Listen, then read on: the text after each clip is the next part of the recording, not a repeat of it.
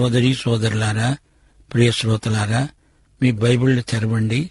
ఈరోజు మన పాఠం ఎఫెసీ పత్రిక 4వ అధ్యాయం 13 నుండి 19వ వచనం వరకు తాత్పర్యంతో వినండి. పౌలు ఎఫెసీయులకు పత్రిక రాస్తూ అన్నాడు, పరిశుద్ధులు సంపూర్ణులయ్యేటట్లు క్రీస్తు శరీరము క్షేమాభివృద్ధి చెందడానికి ఆయన కొందరిని అపోస్తలులుగాను, కొందరిని ప్రవక్తలనుగాను, కొందరిని సువార్తికులనుగాను, కొందరిని కాపరులనుగాను, ఉపదేశకులనుగాను నియమించాడు. అందువలన మనము ఇక మీదట పసిపిల్లలమై ఉండి మనుష్యుల మాయోపాయముల చేత వంచనతో తప్పు మార్గానికి లాగే కుయుక్తితో గాలికి కొట్టుకొని పోయేటట్లు కల్పించబడిన ప్రతి ఉపదేశమునకు ఇటూ అటూ కొట్టుకుని పోతూ అలల చేత ఎగరగొట్టబడిన వారమైనట్లు ఉండక ప్రేమ గలిగి సత్యము చెబుతూ క్రీస్తు వలె ఉండడానికి మనము అన్ని విషయములలో ఎదుగుదాము. ఆయన శిరస్సై ఉన్నాడు. ఆయన నుండి సర్వశరీరము చక్కగా అమర్చబడి తనలోనున్న ప్రతి అవయవము తన పరిమాణము చొప్పున పనిచేస్తూ ఉండగా ప్రతి కీలు వలన కలిగిన బలము చేత అతుకబడి ప్రేమయందు తనకు క్షేమాభివృద్ధి కలిగేటట్లు శరీరమునకు అభివృద్ధి కలుగ చేసుకుంటున్నది.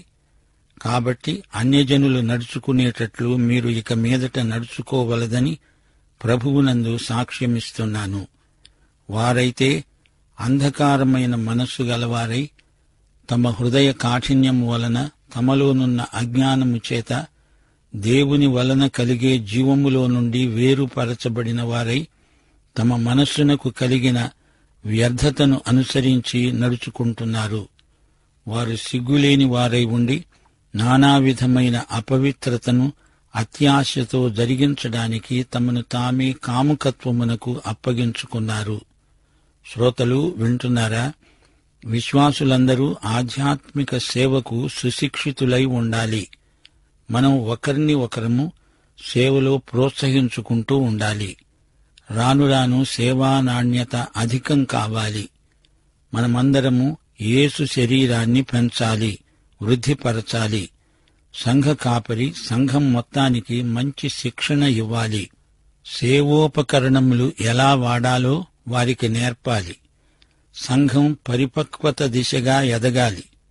సంఘ బిడ్డలలో ఎవరికి వాక్య అజ్ఞానము ఉండకూడదు.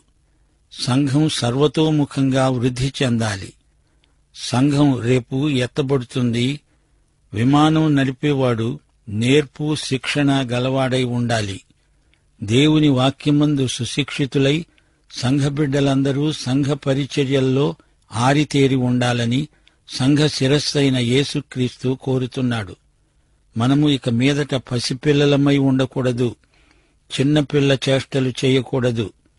కొరింథీ సంఘస్థులను ఉద్దేశించి పౌలు, మీరు శరీరానుసారులైన మనుష్యులు, వారు క్రీస్తునందు పసిపిల్లలు. ఎంతకాలమీ బాల్య చాపల్యం, ఎన్నెన్నో తప్పుడు ఉపదేశపు గాలులు వీస్తున్నాయి. మిమ్ములను తప్పు మార్గానికి లాక్కుపోయే కుయుక్తి, వీరి బోధలు తప్పుల తడకలు, అదంతా మాయోపాయం, వంచన, సైద్ధాంతిక దోషాలతో నిండిన గాలులవి. వాటికి కొట్టుకొని పోవడానికి మీరేమైనా పసిపిల్లలా?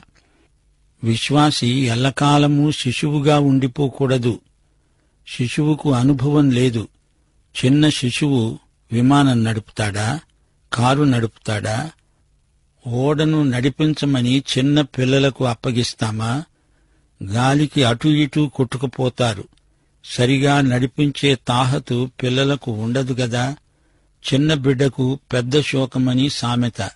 పసిపిల్లలు వయస్సులో ఎదగాలి, పెద్దవారవ్వాలి. వారి వయస్సుకు తగినట్లు వారు పనులు చేయాలి. వారు మాయోపాయంతో కూడిన మాటలు మాట్లాడతారు. వారు వంచకులు, కుయుక్తిపరులు. చిన్న పిల్లలను జూదగాండ్ల మధ్యను ఉంచండి.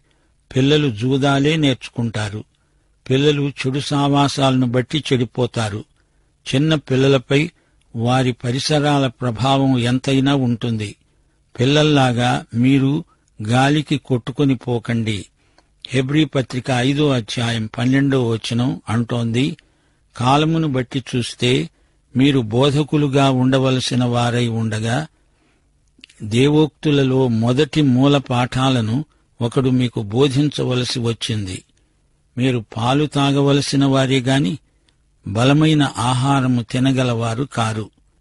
ప్రభువు సంఘానికి ఈ వనరులు ఇవ్వటంలో ముఖ్యోద్దేశ్యమిదే. విశ్వాసులు బాల్య దశ నుండి పరిపక్వతకు ఎదగాలి. కానుపు చేయించే మంత్రసాని కాదు, బిడ్డను పెంచే తల్లిలాంటివాడు సంఘ కాపరి. క్రీస్తు ఈ సంఘ శరీరానికి శిరస్సు. అందరూ ఆయన పోలికకు ఎదగాలి. మనము ప్రేమగలవారమై సత్యాన్నే మాట్లాడాలి. ప్రతి అవయవము ఆయన శరీరానికి అతకబడి ఉంది. కీళ్ల బలం చేత అవయవాలు పనిచేస్తాయి. శిరస్సే శరీరానికి అభివృద్ధి కలుగచేసుకుంటుంది. సర్వ శరీరములో అన్ని అవయవాలు చక్కగా అమర్చబడి ఉన్నాయి. ప్రతి అవయవము తన పరిమాణము కొలది పనిచేస్తుంది. ఈ సంఘానికి ఈ విధంగా ప్రేమయందు క్షేమాభివృద్ధి కలుగుతుంది. విశ్వాసి ప్రేమయందు సత్యమును అనుసరించాలి. విశ్వాసి సత్యాన్ని ప్రేమిస్తాడు, జీవిస్తాడు, సత్యాన్నే మాట్లాడతాడు. విశ్వాసి పయనించే నావకు తెరచాప సత్యం. క్రీస్తే నావలో దిక్సూచి. విశ్వాసులందరూ కలిసి క్రీస్తు శరీరంగా ఏర్పడుతున్నారు. ఈ శరీరానికి ఆజ్ఞలు శిరస్సు నుండే వస్తాయి. శిరస్సు క్రీస్తు యేసే. సంఘానికి ఆధ్యాత్మిక పోషణ క్రీస్తే. అవయవాలన్నీ పొందికగా పనిచేస్తాయి. శరీరం ఎప్పటికప్పుడు నూతనపరచబడుతూ ఉంటుంది. కొత్తదనం కనపడుతూ ఉంటుంది. ప్రేమయందు ఏ రోజుకా రోజు నూతనత్వం సంతరించుకుంటుంది. అన్యులు నడిచినట్లు మనం నడవకూడదు. వారిది చీకటి మనస్సు. వారి మనస్సులో వ్యర్థమైన తలంపులు. వారి హృదయాలు కఠినమైనవి. వారిలో అజ్ఞానం నిండి ఉంది. దేవుని జీవము నుండి అనగా నిత్య జీవము నుండి వారు వేరుపరచబడినవారు. మీరు దేవుని బిడ్డలు. వారిలాగా నడవకూడదు. మీ నడత ప్రత్యేకమైనది. వారికి నైతిక భ్రష్టత్వం దాపురించింది. సిగ్గెగ్గులు లేకుండా విచ్చలవిడిగా బరితెగి తిరుగుతారు. దేవుని బిడ్డలము మన నడత దేవుణ్ణి మహిమపరిచే విధంగా ఉంటుంది. అదంతా అపవిత్రత, అత్యాశ, కాముకత్వం. అన్యులలో అనగా దేవుణ్ణి ఎరుగని వారిలో సర్వసాధారణమైనవి ఈ ప్రవృత్తులన్నీ.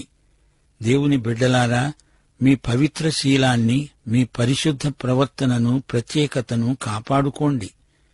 లోకంతో ఒకటైపోకండి. క్రీస్తునందు మనకు స్వేచ్ఛ ఉంది, స్వాతంత్ర్యమున్నది. అంటే అది పాపం చేయడానికి లైసెన్సు కాదు. కొందరు క్రైస్తవులు తమ అతిభక్తిని ప్రదర్శించడానికి అలంకారాలన్నిటినీ నిషేధించి దాన్ని ఒక మినీ ధర్మశాస్త్రంగా తయారు చేసి ప్రజల మీద రుద్దుతారు. అతి అలంకారం మంచిది కాదు. అసలు అలంకారమే నిషిద్ధమని, అడవి మనుష్యుల్లాగా కనబడమని బైబిలు చెప్పదు. దేవుడు వద్దు అని హద్దు పెట్టిన దాన్ని దాటకూడదు. నిషిద్ధ ఫలం హవ్వలాగా తినకూడదు. ఆదికాండం 2వ అధ్యాయం 17వ వచనంలో దేవుడు విధించిన నిషేధాన్ని హవ్వ, ఆదాము మీరారు. ఆజ్ఞాతిక్రమం పాపం. దశాజ్ఞలను చూడండి. ఏమి చెయ్యకూడదో దేవుడు 10 ఆజ్ఞలలో తేటగా చెప్పాడు. ఇక్కడ ఎఫెసీ పత్రికలో పౌలు స్పష్టం చేస్తున్నాడు, మీరు అన్యులలాగా దేవుణ్ణి ఎరుగని వారిలాగా నడవకూడదు. ఈ అధ్యాయం మొదట్లో ఇదే హితోక్తి పలికాడు. ప్రేమతో ఒకరిని ఒకరు సహించుకోండి. దీర్ఘశాంతము, వినయము, సాత్వికము కలిగి నడుచుకుంటూ ఉండండి. ఆ తరువాత సంఘ ఐక్యత కోసం హెచ్చరికలు చేశాడు. ఇప్పుడిక్కడ అన్యుల జీవితాలెలా ఉంటాయో చూపుతున్నాడు. ఎఫెసీ పత్రిక 2వ అధ్యాయం 11, 12 వచనాలలో ఇదే మాట అన్నాడు పౌలు.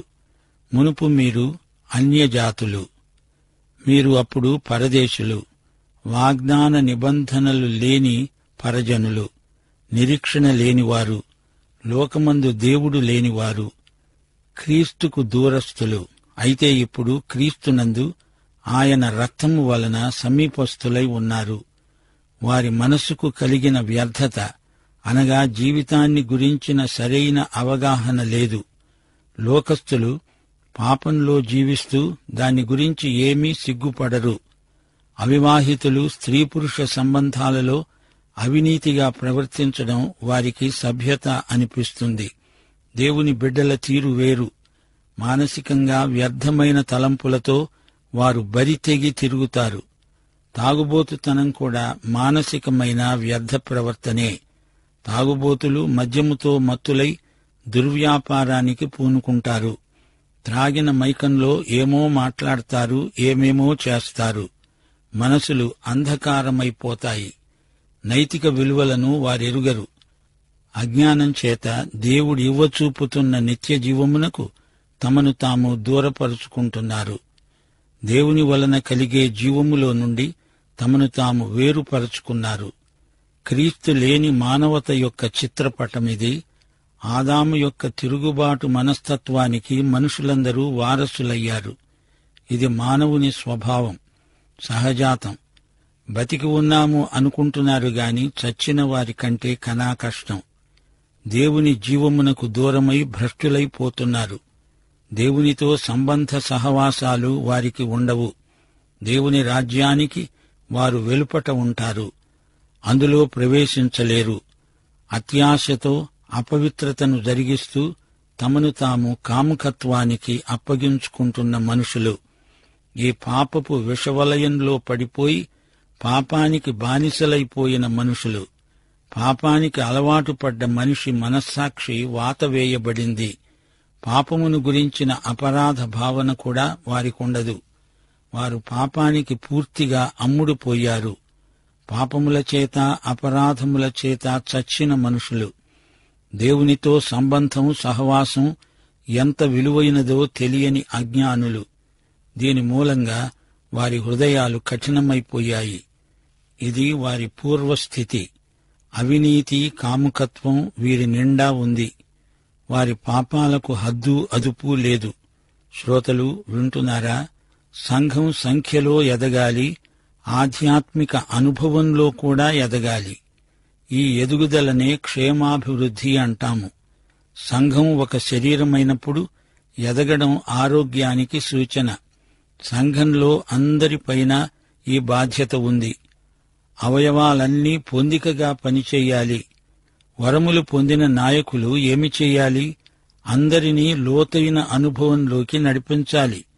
పరిపక్వతలో క్రమబద్ధమైన ఎదుగుదల కానరావాలి. బిడ్డలు సత్యం కోసం స్థిరంగా నిలవాలి. నిజాయితీ, యథార్థత కలిగి సంఘ బిడ్డలు జీవించాలి. వారి పరిశుద్ధ ప్రవర్తన సంఘంలో ప్రత్యేక ఆకర్షణ. క్రీస్తు లేని బ్రతుకులు శూన్యమైనవి. సోదరీ సోదరులారా, వింటున్నారా? ఆధ్యాత్మిక పరిపక్వతలోకి మనమందరము ఎదగాలని దేవుని చిత్తం. ఈ పరిపక్వత మనకు ఎలా కలుగుతుంది? క్రీస్తునందలి విశ్వాసం, క్రీస్తును గురించిన జ్ఞానం మనలో దినదినము వృద్ధి అవ్వాలి. మనం క్రమేణా క్రీస్తులో మరింత లోతుగా వెళ్ళాలి. సంఘబిడ్డలందరూ కలిసి ఆయన సంపూర్ణతను అందుకునే వరకు ఎదుగుతూ ఉండాలి. తన సంఘమును గురించిన దేవుని ఆకాంక్ష ఇదే. వ్యక్తిగతంగా ప్రతి విశ్వాసి ప్రేమతో సత్యం చెబుతూ ఉండాలి. సత్యమనేది మనం చెప్పేది మాత్రమే కాదు, జీవించేది కూడా. దేవుని వాక్య సత్యాన్ని ఒకరితో ఒకరు పంచుకుంటూ ఉండాలి. ప్రతి పరిస్థితిలో సత్యమే పలకాలి. సంఘం తినే ఆహారం, పీల్చుకునే గాలి సత్యమే.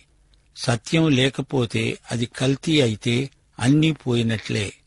మనం సత్యాన్ని ప్రేమించి ఒకరి పట్ల ఒకరు ప్రేమ చూపుతూ సత్యం పలుకుతూ ఉంటే అన్నిటిలో క్రీస్తు వలె ఉండడానికి ఎదుగుతాము. సంఘబిడ్డలారా, మీరు ఆధ్యాత్మిక బాల్యం నుండి యువతకు ఎదగండి. దేవుని వాక్యాన్ని సరిగా అర్థం చేసుకుని దాన్ని ఆచరించకుండా ఉండేవారికి హెచ్చరిక. మీరు గాలికి కొట్టుకుపోయినట్లు తప్పు సిద్ధాంతాల గాలికి ఎటో కొట్టుకుపోతారు. జాగ్రత్త. ఇది క్రీస్తు శరీరం అన్నప్పుడు అందులోని నరాలు, కండరాలు, ఎముకలు వీటన్నిటితో అమర్చబడిన అందమైన శరీరం ఇది. ఇది ఎదుగుతూ ఉండగా దీని అందం హెచ్చుతుంది. క్రీస్తు శరీరమైన ఈ సంఘము దేవుని ఆత్మ సృజన.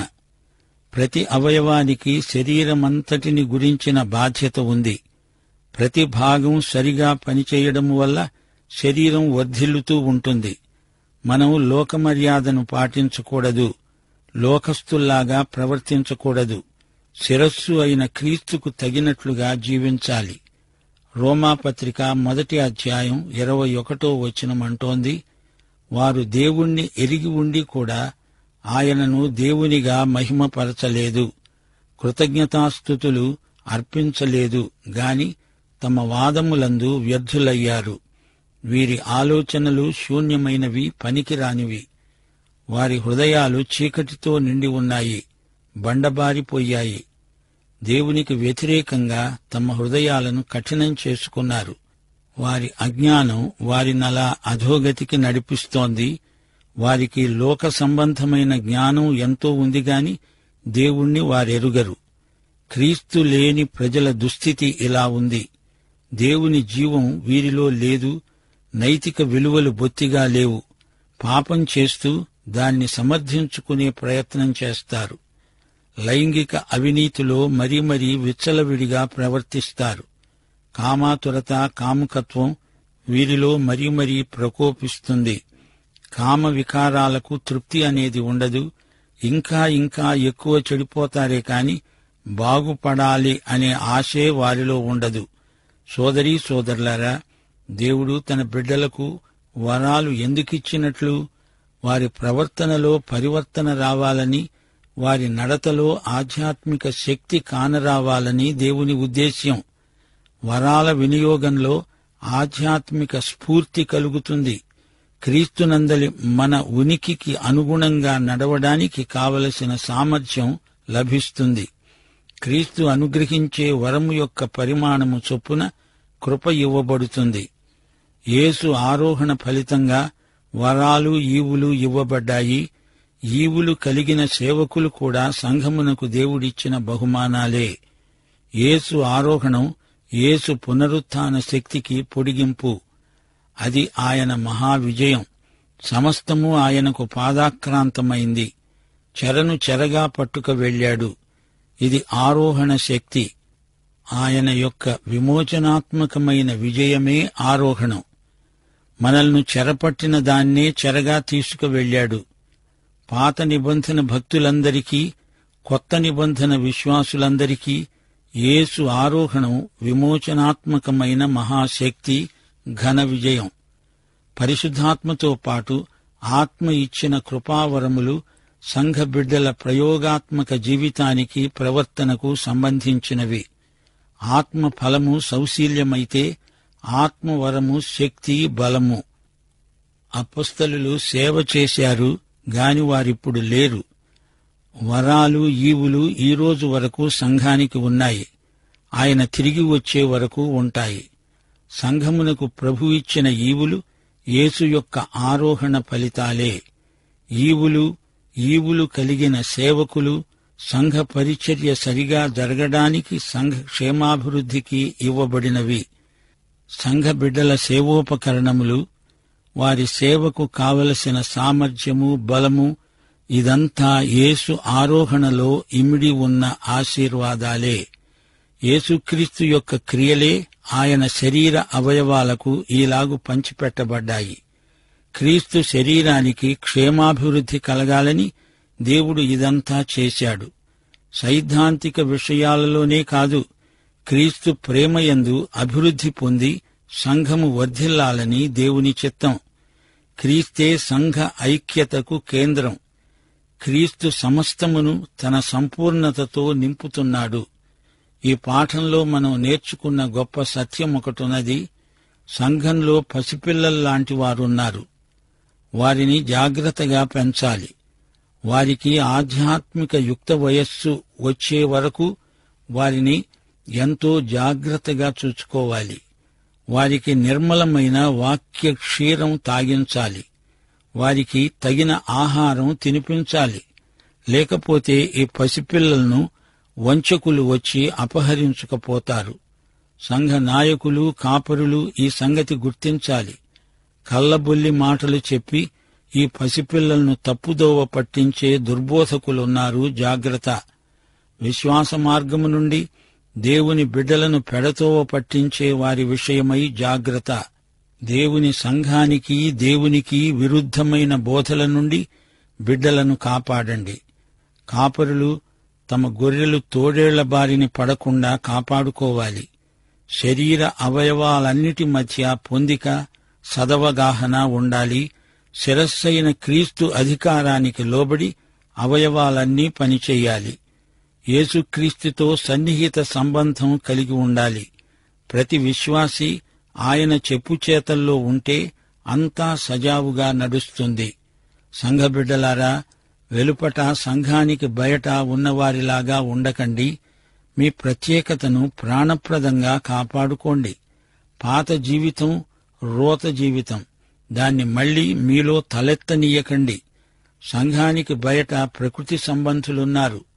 మీరు ఒకప్పుడు అలాగే ఉన్నారు. వారిది పితృపారంపర్యమైన వ్యర్థ ప్రవర్తన. అజ్ఞానం చేత వారి మనస్సులను చీకటి కమ్మింది. వారి హృదయాలు బండలైపోయాయి. వారి హృదయాలకు మాంద్యం ఏర్పడింది. దేవుని విషయంలో చైతన్యాన్ని బొత్తిగా కోల్పోయారు. పాపం మనిషి జ్ఞానేంద్రియాలను మొద్దుబారిపోయేటట్లు చేస్తుంది. పాపం దుష్టశక్తి. ఇంతింతై అది అలా విస్తరిస్తుంది. పాపం ఎలా దుష్టశక్తో, కృప అంతకంటే బలమైన ఆత్మశక్తి. కృపకున్నంత శక్తి పాపానికి లేదు. పాపం చెయ్యగా పాపి మనస్సాక్షి బండబారిపోతుంది. అయితే క్రీస్తు శరీరంలోని అవయవాలకు సున్నితమైన స్పర్శ ఉంది. ప్రియ శ్రోత, నీవు రక్షించబడ్డావా? క్రీస్తు శరీరంలో నీవు ఒక అవయవమై ఉన్నావా? అయితే ఈ పాఠం నీకోసమే. ప్రభు అయిన యేసుక్రీస్తు వారి దివ్యకృప, తండ్రి అయిన దేవుని పరమ ప్రేమ, పరిశుద్ధాత్మ యొక్క అన్యోన్య సహవాసము, సమాధానము మనకందరికీ సదాకాలము తోడై ఉండునుగాక. ఆమేన్.